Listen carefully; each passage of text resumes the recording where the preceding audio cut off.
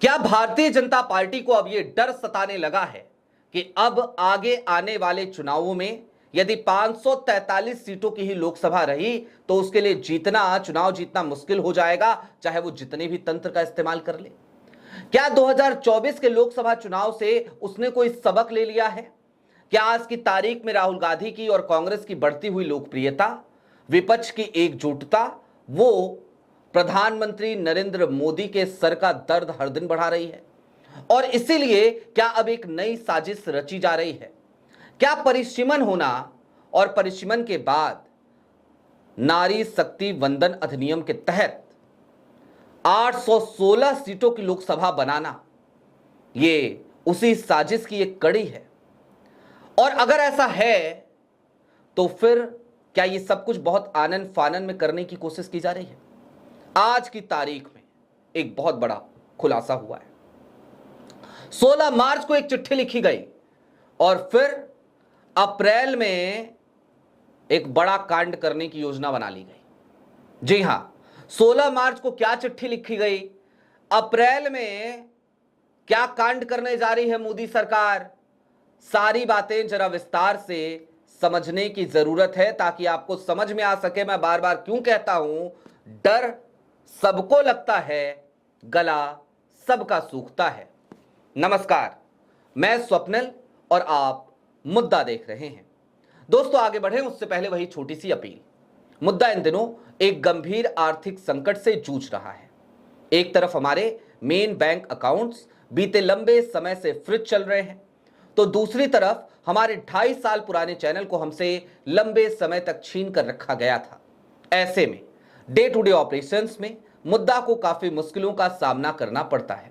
लिहाजा आपसे गुजारिश है, यदि आप चाहें तो स्क्रीन पर दिख रहे क्यूआर कोड या फिर के नीचे दिख रहे यूपीआई नंबर्स के जरिए मुद्दा की छोटी छोटी मदद जरूर कीजिएगा ताकि हमारी बेबाकी यूं ही बरकरार रहे। अब आगे बढ़ते हैं और सबसे बड़े मुद्दे की तरफ चलते हैं, जिसकी तरफ अब तक कोई खुल करके ध्यान नहीं दे रहा है।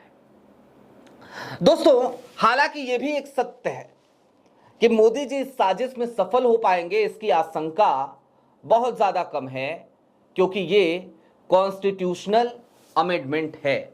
लेकिन उसके बावजूद सोचने की जरूरत है कि आखिरकार मोदी सरकार ऐसा कर रही है तो क्यों कर रही है, अब कर क्या रही है। आप सभी को बहुत अच्छे से पता होगा कि भाई मोदी सरकार एक बिल लेकर के आई थी, नारी शक्ति वंदन अधिनियम, और इसके तहत मोदी सरकार क्या चाहती है, 30% आरक्षण महिलाओं का।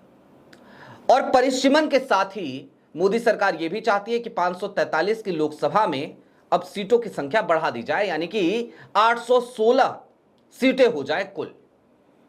अब दोस्तों, यहां पर एक लेकिन पेच है, यह कॉन्स्टिट्यूशनल अमेंडमेंट है। नंबर गेम में मोदी सरकार यहां पर पिछड़ेगी। कैसे पिछड़ेगी उसकी बात अभी आगे करेंगे, और अकेले लोकसभा में पिछड़ जाएगी। कैसे पिछड़ेगी उसकी बात अभी आगे करेंगे, लेकिन सबसे पहले जरा कुछ चीजें समझिए आप, और ये कर क्यों रही है, क्या कर रही है, जरा वो समझिए। 16 मार्च की तारीख थी, एक चिट्ठी लिखी जाती है, किसके द्वारा? संसदीय कार्य मंत्री किरेन रिजिजू जी के द्वारा। किसको लिखी जाती है?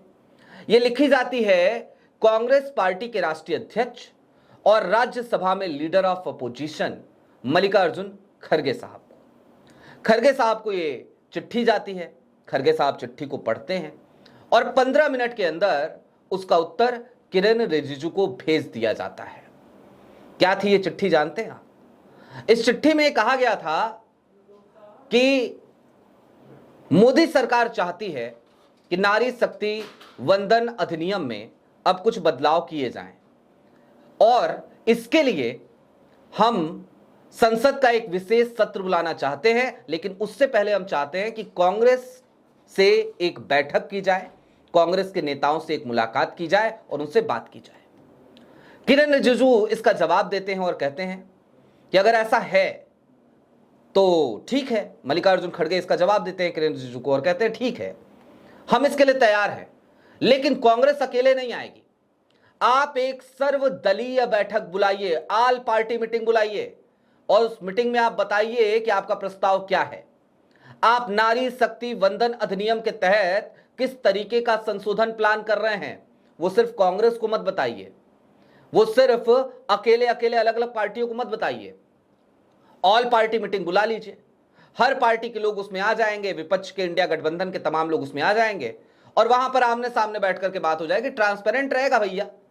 और क्यों कहा मल्लिकार्जुन खड़गे साहब ने ये, क्योंकि भैया अंग्रेजों वाली नीति है ना, डिवाइड एंड रूल, फूट डालो राज करो।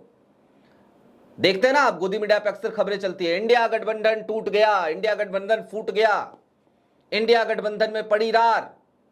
तो वो वाला हाल, हालांकि इसमें कोई दो राय नहीं है, बहुत ऐसे हैं इंडिया गठबंधन में भी जो लगातार कांग्रेस को डसने का काम करते हैं, लेकिन उसके बाद भी कांग्रेस का जवाब बड़ा सधा हुआ था।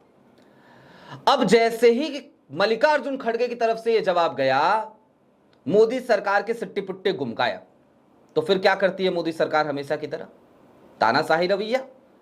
तो अब एक नया फरमान सुना दिया गया है और नया फरमान यह है कि 16, 17 और 18 अप्रैल, 16 मार्च को चिट्ठी लिखी गई, उसके एक महीने बाद की तारीख सुनिश्चित कर दी गई कि इन दिनों में संसद का विशेष सत्र बुलाया जाएगा, क्योंकि मोदी सरकार कुछ नए संशोधन करना चाहती है नारी शक्ति वंदन अधिनियम में। अब क्या है ये नए संशोधन, तो जरा इसको समझिए। अभी तक जो नारी शक्ति वंदन अधिनियम था उसमें एक फेज ये था कि भाई हम जो महिलाओं को आरक्षण देंगे ना, ये 2026 की जो जनगणना होगी, उस जनगणना के आधार पर हम परिसीमन करेंगे और फिर सीटों की संख्या बढ़ाएंगे। लेकिन अब मोदी सरकार यू टर्न लेते हुए कह रही है कि नहीं नहीं नहीं नहीं, इसकी कोई जरूरत नहीं है। 2011 में जो जनगणना हो चुकी है, यानी मोदी सरकार के बनने से पहले, सोचिए 2011 की जनगणना, उसके आधार पर अब हम परिसीमन करेंगे और 543 सीटों की लोकसभा को हम 816 में परिवर्तित कर देंगे। लेकिन मैंने कहा था नंबर गेम, और नंबर नहीं है साहेब के पास, इसीलिए तो सारी हेकड़ी निकली पड़ी है, हवा उड़ाई जा रही है कि हम करेंगे, हम करके रहेंगे। अब नंबर कितना चाहिए जानते हैं, सिर्फ लोकसभा के आंकड़े देखिए, उससे आप समझ जाएंगे। 543 सीटों की लोकसभा है और ये कॉन्स्टिट्यूशनल अमेंडमेंट है, यानी कि संविधान संशोधन। और संविधान संशोधन के लिए सदन का 2/3 बहुमत होना चाहिए, यानी 2/3 से पास होना चाहिए, तभी वो कानून बन पाएगा। अब 543 का 2/3 कितना हो गया, 362, यानी कि 362 सदस्य यदि सहमत होते हैं, बिल को अपनी मंजूरी देते हैं, तब तो वो कानून बन पाएगा, नहीं तो नहीं बन पाएगा।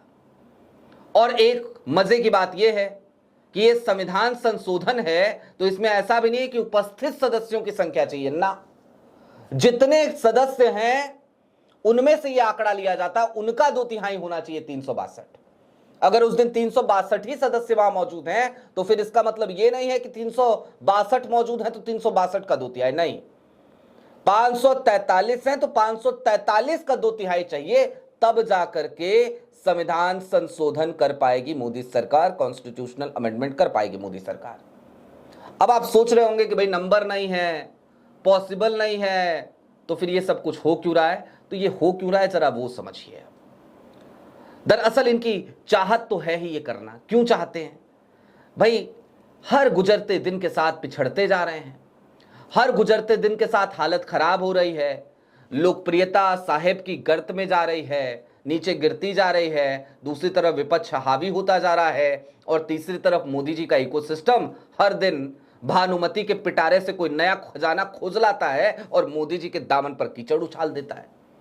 अब ऐसे में जीतना तो मुश्किल हो जाएगा, चाहे जितने भी तंत्र लगा लें। भाई 2024 में आपको क्या लग रहा है, तंत्र नहीं लगे थे क्या? लगे थे, पूरे लगे थे, लेकिन उम्मीद नहीं थी मोदी जी को कि इस तरीके का करंट होगा अंदर जनता के, उसकी उम्मीद नहीं थी। उनको लगा था यार थोड़ी बहुत नाराजगी है, कोई बात नहीं, सब मैनेज हो जाएगा, 20-30 सीटें धो दे। वहां गेम पड़ गया उल्टा, अंदर ठीक ठाक करंट था, तो हुआ क्या? हुआ ये कि साहब 240 पे सिमट गए। पूर्ण बहुमत भाजपा की आ नहीं पाई। अब ऐसे में मोदी जी चाहते क्या है, भाजपा क्या चाहती है, वो चाहते हैं 816 ये जो सीटें हो ना, जो नई सीटें अब बने, उन सीटों में अर्बन सीटों की बढ़ोतरी हो जाए, यानी शहरी सीटों की बढ़ोतरी हो जाए, और शहरी वोटर, आज की तारीख में शहरी वोटर का एक बड़ा हिस्सा वो भारतीय जनता पार्टी का समर्थक है। लिहाजा मोदी सरकार इस तरीके से परिसीमन करना चाहती है कि उसके वोटर्स का चंग कई जगहों पे बढ़ जाए, ताकि जो नई सीटें बने उनमें एक बड़ा हिस्सा मोदी सरकार का बिल्कुल कोर वोट बैंक का हो। अब बहुमत का आंकड़ा कितना होगा? 816 हो जाएंगी सीटें, तो जवाब है 409 सीटें। लेकिन यहां पर भी पेच वही फंसा है। एक तो नंबर गेम मैंने आपको बता दिया, दूसरा पेच ये फंसा है कि सब कुछ समय के साथ ना उल्टा पुल्टा चल रहा है। एलपीजी की किल्लत आज जो चल रही है, पता है आपको? आप जाकर के किसी, मैं तो शहरी क्षेत्र में ही रहता हूं, आप जाकर के किसी शहरी क्षेत्र में लोगों से बात कीजिए, चाय की दुकानों पे खड़े हो जाइए, चौपालों पे खड़े हो जाइए, छोटी छोटी जगहों पे खड़े हो जाइए, पूछिए उनसे, तो अपनी नाराजगी जाहिर कर रहे हैं। कई जगहों पे बिजली का, इलेक्ट्रिसिटी का जो प्राइवेटाइजेशन हुआ है, निजीकरण हुआ है और स्मार्ट मीटर्स लग गए हैं, उसका भी लोग विरोध कर रहे हैं। ये सब कुछ चल रहा है, नोएडा में तो बहुत चल रहा है, यानी कि शहरी वोटर भी छिटक रहे हैं।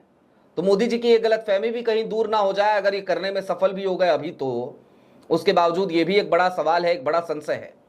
लेकिन हाँ, कुल मिलाकर ये समझिए कि जब मल्लिकार्जुन खड़गे ने चिट्ठी लिख दी थी, तुरंत ही 15 मिनट बाद जवाब दे दिया था कि भैया ऑल पार्टी मीटिंग बुला लो, और कहा था कि 29 अप्रैल को बुला लो, क्योंकि अभी चुनाव चल रहे हैं 5 राज्यों के, मॉडल कोड ऑफ कंडक्ट लागू है, लोग अपने अपने चुनाव प्रचार में व्यस्त हैं। तो उसी बीच में नई टेंशन कि चलो 5 राज्यों का चुनाव तुम लड़ रहे हो ना, वहां हमारी मशीनरी तो काम कर ही लेगी, हम तुम्हें इधर उलझा देते हैं, इसके लिए ये सारी कवायद चल रही है।